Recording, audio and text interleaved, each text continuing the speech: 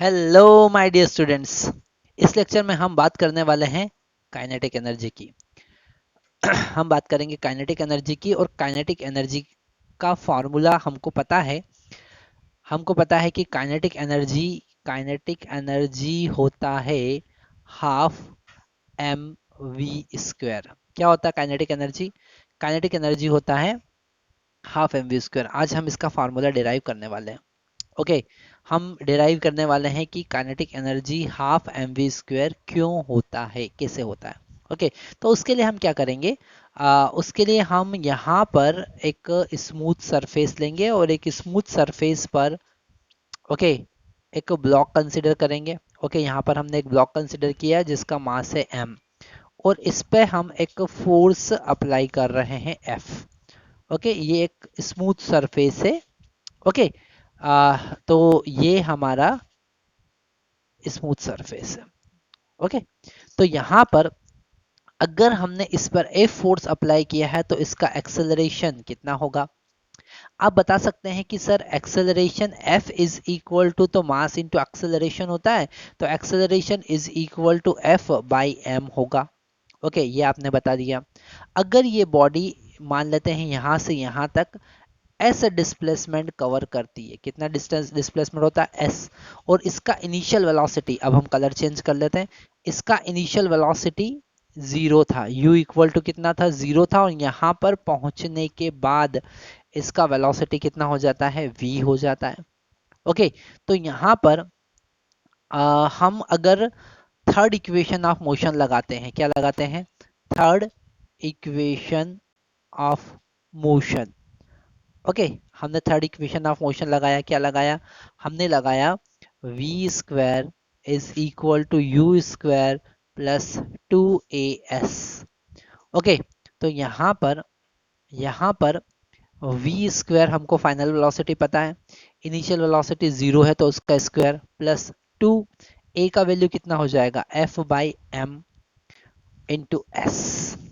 तो यहाँ पर हमारे पास में अगर हम इस m का मल्टीप्लाई करें v स्क्वायर के साथ तो मिलेगा 2f इंटू एस, और यहाँ पर f इंटू एस का वैल्यू अगर हम कैलकुलेट करें तो वो हो जाएगा half M we square. Okay, तो ये F इंटू एस क्या होगा? वर्क डन होगा, और वर्क डन ही किस में कन्वर्ट हो रहा है? काइनेटिक एनर्जी में कन्वर्ट हो रहा है।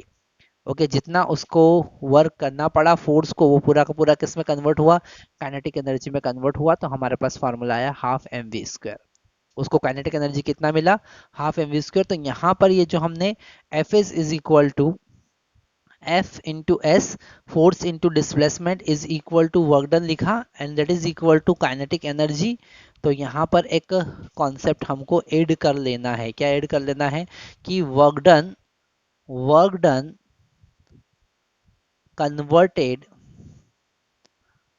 Converted into kinetic energy.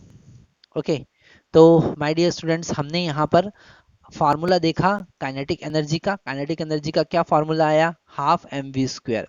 पर ये फार्मूला के साथ में एक फार्मूला और हमारे पास बहुत इंपॉर्टेंट आता है, तो वो हम यहाँ पर एज अ हेडिंग लिख लेते हैं। हम यहाँ पर लिख लेते हैं ओके, हम लिख लेते हैं relation between kinetic energy, relation between relation between kinetic energy and work done. Kinetic energy and work done नहीं, relation between kinetic energy and momentum. Okay, relation between kinetic energy and momentum. तो यहाँ से m into V is equal to p हमको पता है, और हमको पता है kinetic energy is equal to 1/2 M we square होता है। तो यहाँ पर v स्क्वायर तो प्रेजेंट है पर m स्क्वायर प्रेजेंट नहीं है, तो हम क्या करेंगे? m से मल्टीप्लाई करेंगे और m से डिवाइड कर देंगे। तो काइनेटिक एनर्जी हमको मिलेगा 1/2 m इंटू वी का whole square divided by m। Okay, और इसको हम क्या लिख सकते हैं? p square divided by 2m। तो हमारे पास में काइनेटिक एनर्जी और मोमेंटम के बीच में रिलेशन आया, वो क्या है? वो है p square divided by 2m। Okay, क्या आया, p² डिवाइडेड बाई 2m।